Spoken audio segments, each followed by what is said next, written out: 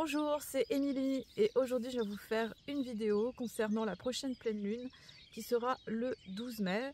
C'est une lune un petit peu spéciale parce que c'est la lune qu'on appelle du Vésac qui sera en Scorpion avec un soleil en Taureau. Petite annonce avant que j'oublie, lundi 26 mai avec Amélie Chenot, on vous propose Luna Project, donc l'association du journal créatif avec Amélie et de l'astrologie avec moi, en présentiel au Chalet de Bonne, en Haute-Savoie. Ça sera très en lien avec l'énergie de la nouvelle lune des Gémeaux. On fera un rituel en nature pour se connecter avec les belles vibrations du printemps. Voilà, si vous êtes intéressé, je mets mon lien avec mon site et vous pouvez me contacter. Alors, la pleine lune du Vésac. Alors, c'est une pleine lune importante de l'année. Alors, qu'est-ce que c'est que le Vésac?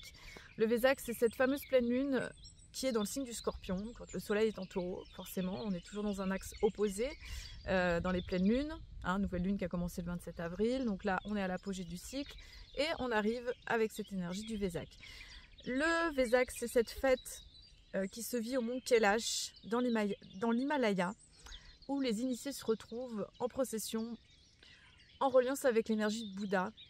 Et on dit aussi que l'énergie du Christ, donc énergie de l'amour-compassion et de la sagesse du Bouddha, s'aligne à ce moment-là, se retrouvent sur la terre, font descendre leurs rayons respectifs ensemble dans leur médecine, dans leurs énergies communes, avec leurs qualités, et inondent la terre pour une nuit, mais aussi une année de bénédiction, parce que c'est vraiment une nuit très spéciale.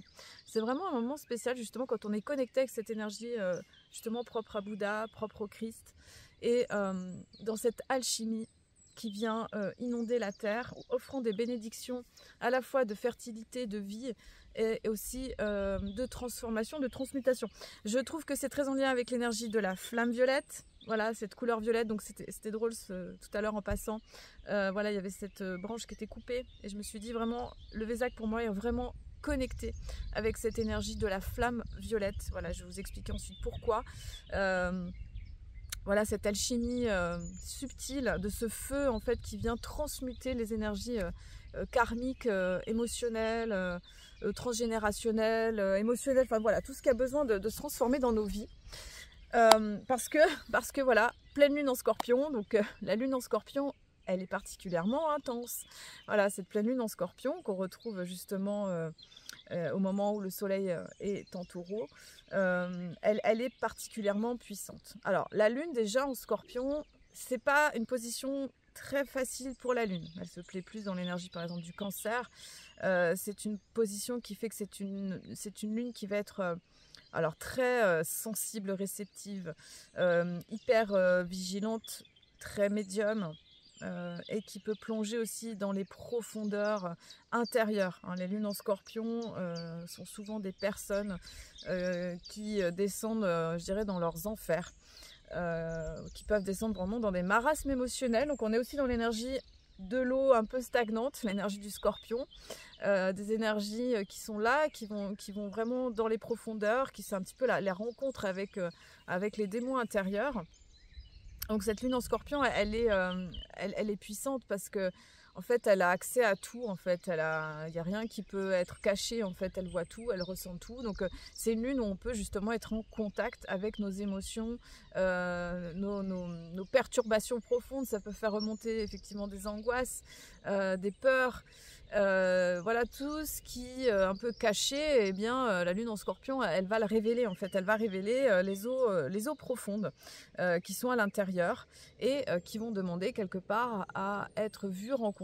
Donc ça peut être ça dépend de là où on en est. Chaque année, ça peut être très différent. Ça j'ai observé aussi selon ce qu'on a à vivre. Mais c'est vraiment cette rencontre intérieure avec l'inconscient, avec le domaine de l'ombre. On est dans le Scorpion, donc c'est quand même, on est dans l'intensité émotionnelle. En même temps, les lunes en Scorpion, il y a une capacité d'énergie et de résistance qui est particulièrement forte parce que comme elle peut aller justement au cœur du monde plutonien, parce que justement le Scorpion est en lien avec Pluton et Mars, eh bien elle peut aller partout quoi. Voilà. Donc c'est l'encouragement à aller embrasser finalement ce qu'on va ressentir, ce qu'on va vivre, ce qui va être là, pour pouvoir l'alchimiser, le transformer et mettre de l'amour dedans, mettre de l'unité, parce que voilà, s'il y a tout ça qui s'active, eh ben ça peut, justement c'est important d'en faire quelque chose pour amener de la guérison, et tout ça c'est pour justement nous aider dans cette énergie de vie qui a besoin de s'expanser. Donc on est là dans cet axe taureau-scorpion, donc c'est un axe particulièrement important. Donc le taureau, voilà, je vous en ai parlé avec cette énergie de la dernière nouvelle lune, principe de vie, principe d'ancrage, de ressourcement, trouver la paix, hein. Et on a vu que cette nouvelle lune a nous demandé de trouver la paix au milieu du chaos, même s'il y a des fois il y a des circonstances un peu perturbantes, comment on retrouve, comment on ancre la paix à l'intérieur de soi, donc que ce soit par des pratiques, je sais pas, je pense à l'EFT, je pense à des pratiques psychocorporelles qui peuvent aider, faire du sport, aller se balader, prier, méditer, faire du yoga, enfin voilà, trouver pratiquer tout ce qui est artistique par exemple aussi. Tous ces moments qui vont ressourcer en fait, qui vont amener finalement la paix et le calme à l'intérieur. Donc on a vu que cette nouvelle lune, elle a amené ça parce qu'on était en carré hanté avec Mars et Pluton. Bon, voilà. Et donc c'est une lunaison hein, qui dure tout un mois, qui demande justement, bon bah allez, comment je trouve cette sérénité malgré les circonstances autour de moi qui parfois peuvent amener des perturbations et qui font remonter des choses à la surface pour être nettoyé, pour être libéré, pour être aimé, pour être pardonné, voilà, pour amener de la conscience, parce que voilà, on est là sur Terre pour ça. Voilà, c'est une vaste opération. Alors, tout ça pour dire que, bon, cet axe du taureau-scorpion, ce que j'étais en train de dire, c'est que c'est l'axe Eros et Thanatos, donc le principe de mort avec Thanatos, et Eros, le principe de vie, le principe de, voilà, pulsion de vie. Donc, taureau-scorpion, c'est vraiment ça.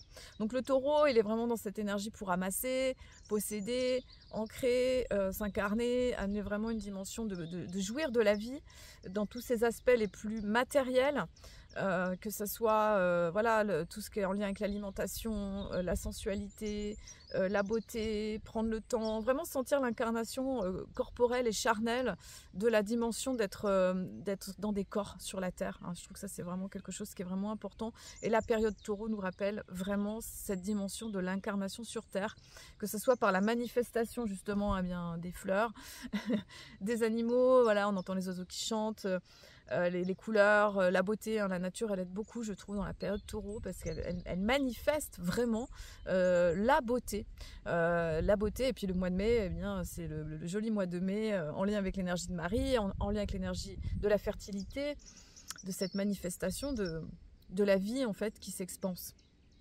Et on a en face le scorpion. Donc le scorpion, c'est l'autre période, en lien avec Samhain, la fête des morts, Halloween, vraiment cette période où la nature se dépouille, où tout semble mourir à l'extérieur, mais pour justement aller chercher la force de vie qui dure éternellement finalement. Donc on est là-dedans, donc ce principe de construction et de destruction, pour amener aussi une nouvelle vie. Tout ça, c'est pour finalement, je dirais, au travers de ce qui doit mourir, au travers de l'énergie du scorpion, donc c'est ça, lune en scorpion aussi, c'est voir qu'est-ce qui doit persister, qu'est-ce qui doit exister, quelle est la continuité de la vie avec l'énergie du taureau. Alors ce qui se passe aussi avec ce soleil taureau, c'est qu'il est conjoint avec Uranus, donc on a un soleil à 22 degrés du taureau et Uranus qui est à 26. Bon, on a un orbe de 4 degrés, il n'est pas non plus exact pile, mais quand même, je trouve qu'il a une influence. Que Uranus va avoir son influence en taureau. Donc là, elle est dans les derniers degrés du signe, derniers degrés. Elle va passer en Gémeaux le 8 juillet 2025. Donc là, elle est vraiment sur sa fin de parcours, de tout ce parcours qu'elle a commencé autour de 2018-2019, avec cette énergie dans le taureau qui amenait vraiment... comment on peut faire évoluer l'énergie de l'incarnation de la Terre, s'éveiller à comment amener de la conscience par rapport à l'écologie, mais d'une manière ajustée, d'une manière équilibrée, d'une manière consciente. En fait, le rapport au vivant, en fait, c'est ça, c'est vraiment le rapport au vivant, comment on amène plus de conscience, en fait, que tout est vivant, en fait, que la terre elle est vivante, que l'eau voilà, que l'eau elle est sacrée, que l'air c'est important, que tous les éléments, le feu, et aussi je pense au minéral, au végétal, aux animaux, tous les plants, tous les règles, en fait cette dimension du vivant, et que il y a quelque chose à être qui est important d'honorer en fait sur la terre par rapport à ça, dans la terre, dans le vivant, et que quelque part nos civilisations occidentales, elles ont besoin de réapprendre le sacré en fait du vivant que peuvent vivre certains peuples autochtones, les tribus des Indiens, enfin je pense à ça parce que ils ont vraiment cette conscience que tout est relié, que tout est d'égale valeur, et que le vivant en fait c'est vraiment quelque chose d'important. Bon voilà.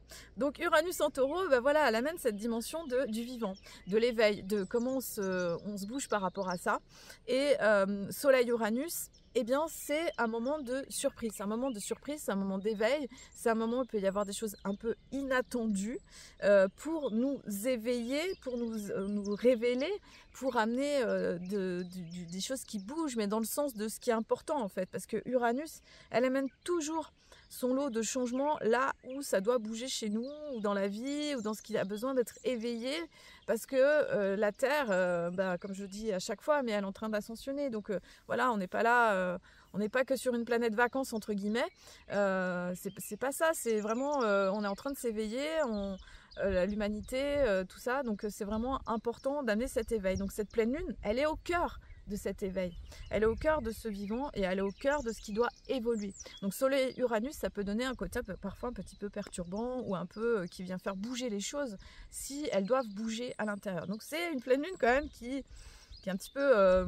je dirais qui peut être un peu challengeante, selon un petit peu si vous avez des placements aussi autour de, je dirais, de 20 à 25 degrés à peu près du signe du Scorpion et du Taureau, et aussi en parallèle eh bien, du Lion et du Verseau. Voilà, donc ça c'est un petit peu la tendance pour cette pleine lune. Donc c'est pour ça que je parle aussi d'alchimie, comment on va transmuter ce qui peut remonter, ce qui peut s'éveiller, ce qui a besoin d'être là. Et on a aussi, donc pour cette pleine lune, oui voilà, donc je voulais parler de Pluton. Pluton, elle est passée rétrograde depuis le 4 mai jusqu'au 14 octobre. Donc c'est des rétros qui durent 5 mois. Hein. Pluton, voilà, elle passe beaucoup de temps rétrograde, donc ça a vraiment une influence, on va dire, comment dire, collective.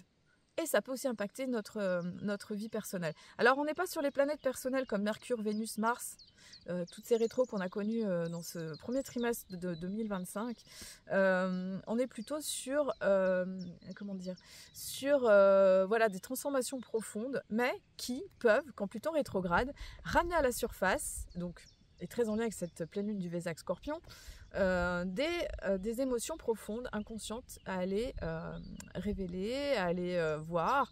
Donc ça peut réveiller Pluton rétrograde, ça peut amener des peurs qui remontent, des insécurités, des éléments inconscients, des émotions un peu cachées, refoulées, des pensées, voilà, des choses comme ça qu'on n'a pas forcément envie de voir et qui peuvent remonter à la surface, voilà, pendant cette période. Et surtout au moment où elle commence sa rétro, voilà, donc autour du 4 mai, voilà. Donc c'est intéressant parce que voilà, elle va nous demander de nous détacher des structures sociales, surtout en lien avec l'énergie du Verseau. Là, c'est la première fois où elle va rétrograder, où elle ne retournera pas dans le Capricorne, elle va rester dans l'énergie du Verseau, donc elle va amener vraiment cette dimension d'intégration finalement de cette ère du Verseau. Pareil, si vous avez, regardez où est-ce qu'elle rétrograde Pluton dans votre thème, et voir quelle zone de votre thème astral ça va toucher, quelle maison, parce que là on va savoir quelle influence ça va avoir sur votre vie, voilà. Donc ça peut créer, comme je disais, de l'inconfort, ça réveille des choses, les démons intérieurs qui se réveillent aussi, des révélations, des désirs inavoués, des mensonges, des dénis, voilà, des choses qui peuvent remonter à la surface, et c'est la nécessité finalement d'aller mettre en lumière, amener de l'amour, encore une fois, sur ce qui remonte, de pas être dans le déni. Donc voilà, la lune en Scorpion, donc ça va très bien avec cette énergie de la lune en Scorpion, je trouve, parce que ça vient amener de plus cacher finalement, de plus de voir les choses telles qu'elles sont, pouvoir les ressentir, même si parfois ça peut sembler douloureux. Voilà. Alors, on a cette opposition Mars-Pluton qui se dessert effectivement depuis la nouvelle lune. Elle va faire que, voilà, que se desserrer, cette influence qui était quand même assez importante autour du... elle est retournée, Mars est retourné en Lion autour du 19 avril. Donc on a eu cette opposition qui s'est un peu marquée de manière forte, avec cette sensation parfois de tension à l'intérieur. Donc voilà, là c'est quelque chose qui va se desserrer. Ça peut correspondre aussi à... Voilà, on a eu cet événement de la mort du pape François. Voilà, et puis c'est intéressant, voilà, je ne sais pas si vous avez entendu parler de ça, des prophéties de Nostradamus qui parlent du pape noir. Quand le pape noir va mourir, ce sera justement le début de la fin des temps. Alors le pape noir, ça peut correspondre aussi à l'énergie, voilà, c'est un jésuite, voilà, et les jésuites sont habillés en noir, voilà. Donc, je vous parle de ça, voilà, je fais juste une petite parenthèse parce que c'est quand même quelque chose qui a une influence par rapport à notre époque et notre période. On verra comment les choses se dessinent au fur et à mesure. Mais en tout cas, ça a été un marqueur. Et je sais que Nostradamus, bon, voilà, il a ses prophéties, il a annoncé quand même des choses comme la mort du roi Henri II, le mari de Catherine de Médicis. Voilà, après ça peut des fois sembler très ésotérique ou très un peu mystérieux et tout ça. Et voilà, moi je fais ce petit pont parce que je trouve que c'est important. Je trouve que l'année 2025, enfin je considère que l'année 2025, avec tous les changements planétaires qu'on va vivre, qu'on est en train d'amorcer, pour moi c'est vraiment le début de la fin de quelque chose, de la fin d'une époque, la fin d'une ère, et que voilà, il y a cette... Voilà, cette prédiction en lien avec Nostradamus. Vous en ferez ce que vous voudrez, voilà, je voulais juste le poser parce que je trouve que ça fait partie de cette déconstruction qu'on est en train d'amorcer et de vivre. Et ce qui va se passer justement, donc je fais le lien, c'est que donc on va voir la conjonction Saturne et Neptune qui se rapproche, hein, qui commence à se former. Donc on a un Saturne, là il est dans les derniers moments de l'énergie du Poisson, et très rapidement au mois de mai, donc le 25 mai, Saturne passe en Bélier. Donc ça c'est un gros changement aussi. Saturne qui passe en Bélier, du Poisson Bélier, donc de la fin d'un cycle à un nouveau cycle, qui peut amener un durcissement aussi par rapport à tout ce qui est peut-être au niveau politique, au niveau des dirigeants, tout ça. Une nouvelle façon des nouveaux placements au niveau géopolitique aussi, des choses qui bougent en fait, hein, ça va... Voilà, les choses vont se faire au fur et à mesure, je pense. Et Saturne-Neptune, voilà, c'est cet aspect qu'on a connu au moment de la chute du mur de Berlin, donc fin 89.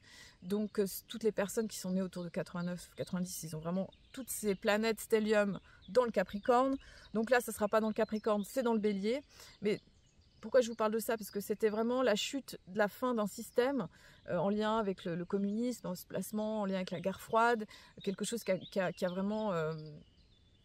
qui s'est déconstruit, quoi. Voilà, ça représente ça en fait, ce Saturne-Neptune, c'est la dissolution d'anciennes structures. Et là, dans le Bélier, ça peut parler aussi, c'est la fin, le début et la fin de quelque chose en fait. Le début et la fin de quelque chose, d'un nouvel ordre, d'une nouvelle façon de se placer par rapport à l'énergie collective. Voilà. Bon, on verra comment ça se place. Pour cette pleine lune encore, nous avons aussi donc un carré qui va commencer à se former, qui est ce carré entre Jupiter et Saturne. Donc là, il commence gentiment à se former, Jupiter-Saturne. Il sera plus, je dirais, marqué quand Jupiter passera en Cancer, donc plutôt début juillet. Hein. Ça va être plutôt fin juin, début juillet. Et Jupiter Cancer et Saturne en Bélier. Donc on n'y est pas encore, parce que là, on est encore dans un Jupiter Gémeaux et un Saturne en Poisson. Voilà, le carré commence à se former. C'est un carré qui se présente assez régulièrement, hein. Forcément, des fois on a la conjonction, après on a le Jupiter-Saturne, la conjonction c'était en Verseau, la fin 2020, qui marquait le début de l'ère du Verseau. Donc là, on va avoir ce point de tension peut-être entre cette émergence de la nouveauté, peut-être préserver aussi les structures un peu protectionnistes, nationalistes, enfin voilà, tout ça avec Jupiter-Cancer, qui peut ramener un retour entre le passé, enfin voilà, il va y avoir un petit peu cette tension entre l'envie d'avancer, peut-être de briser des choses, de créer du neuf, et la nécessité ou le besoin de préserver des acquis en lien avec le passé. Voilà. Donc c'est intéressant, cette ère du Verseau, elle avance, Et elle va se faire à son rythme avec des moments où les choses sont plus ou moins, on va dire, fluides. Et elles avancent pour nous aider à avancer et construire aussi ce nouveau monde. Voilà, je reparlerai plus longuement de cet aspect parce qu'il commence juste et que voilà, ça va plutôt se déployer après. Mais il commence maintenant. On a donc aussi Vénus Bélier donc, qui sort de sa zone d'ombre. Le 16 mai, donc on sera au moment du Vésac, ce ne sera pas encore tout à fait là. Donc sortir de la zone d'ombre, c'est là où elle a commencé sa rétrogradation, c'est-à-dire que ce sera plus évident peut-être sur le domaine relationnel, affectif, créatif, abondance, tout ça, à partir du 16 mai, parce qu'elle va sortir de l'endroit où elle a fait toute sa rétrogradation, en fait, tout son domaine d'évolution, de changement, de transmutation, de remise en question, de cet espace en lien avec le relationnel. Elle a formé sa conjonction avec Neptune, c'était le 1er mai, donc cette invitation à embrasser, donc on a vu toute cette période, Vénus-Saturne, voir les choses telles qu'elles sont, lucidité, maturité, aussi sagesse dans les liens affectifs et relationnels. On a aussi Vénus-Neptune, donc cette dimension d'amour, amour inconditionnel, d'amener de la spiritualité dans les liens affectifs, de pouvoir amener plus de conscience, plus d'intégrité aussi, je dirais, de sagesse. Voilà. Je pense à ça avec l'intégrité parce que cette lune aussi en Scorpion, elle fait penser à l'intégrité aussi, et aussi par rapport à Pluton qui rétrograde, c'est mesurer aussi dans nos liens relationnels ce qui doit être purifié, ce qui doit être lâché, transformé, qui appartient au passé aussi, hein. C'est un moment aussi pour faire ça, pour voir peut-être les choses qui nous retiennent, les relations qui nous retiennent, peut-être ce qui stagne, ce qui prend plus d'énergie qu'il n'en donne. Voilà, ça va être important un peu de faire le point ou le bilan aussi de ça, hein. C'est un petit peu l'endroit de conscience qu'on peut amener. Et puis nous avons Mercure Taureau, donc qui débarque dans le Taureau quelques jours, c'est le 11, je crois que c'est le 11 ou le 10. Voilà, je l'ai plus sur mes notes. Voilà, dans l'énergie du Taureau. Donc c'est une nouvelle façon de penser et de réfléchir. Mercure Taureau, c'est un Mercure fixe. C'est-à-dire c'est un Mercure, il a ses idées, il a ses concepts. Il a besoin de voir la beauté, il a besoin de mettre du lien par rapport à ça. C'est un Mercure qui peut, qui a un peu des idées un peu plutôt pragmatiques, on va dire, que les idées soient vérifiables, concrètes. Et au moment de cette pleine lune, il y a, on va dire, un carré en T qui se forme avec Mars et Pluton. Alors, il y a cette nécessité de transformer les croyances mentales. Oui, ça va être important de transformer les croyances mentales, les idées, de ce qui peut peut-être encore freiner ou conditionner une façon de voir la vie, conditionner notre réalité, parce que finalement, ce qu'on manifeste ou ce qu'on ressent, c'est vraiment des points très importants et précieux de notre vie, en fait, parce que ça montre justement notre système de croyances. Et ça passe beaucoup par l'état de Mercure. Donc là, Mercure, elle forme un carré avec Mars. Donc c'est un carré, c'est une tension. Donc il peut y avoir un peu de soit peut-être des conflits ou une manière de parler qui va être peut-être trop un peu agressive ou qui va être un peu trop cash. Hein. Ça va être important justement d'apprendre à dire les choses avec plus de fluidité, de diplomatie. Parce qu'on est dans les signes fixes. Donc les signes fixes, il lâche rien, quoi. Et si on regarde avec la Lilith, eh bien ça forme effectivement un carré en T, enfin un grand carré fixe. Donc voilà, lâcher les vieilles pensées, les vieilles croyances pour justement aller dans une énergie de transformation. Et carré Mercure-Pluton, donc là on est vraiment aussi peut-être à voir les profondeurs intérieures. Ça peut être aussi des ruminations de pensées qui sont soit un peu angoissantes ou qui font peur, hein. Alors là le carré il est exact, hein. Donc une rumination des pensées, des idées, de voir un peu ce qui va pas, mais de s'enfoncer des fois dans ces pensées-là, dans des idées un petit peu sombres. Justement, ça va être important peut-être de voir et de discerner et de pas forcément plonger au fond du trou, même si voilà, il y a la lune en Scorpion qui peut inciter au moment de cette pleine lune à aller vraiment toucher le fond à l'intérieur. Voilà, donc voir ce qui est là et le lilas, le violet, la transmutation. Voilà, pour amener plus bah voilà, de pas s'apesantir sur les énergies et faire circuler, parce que ben, le principe de vie c'est que ça circule quoi, voilà. Voilà. Bon, bah, je crois que j'ai fait le tour de cette carte du ciel. Oui, je voulais juste rajouter, pardon.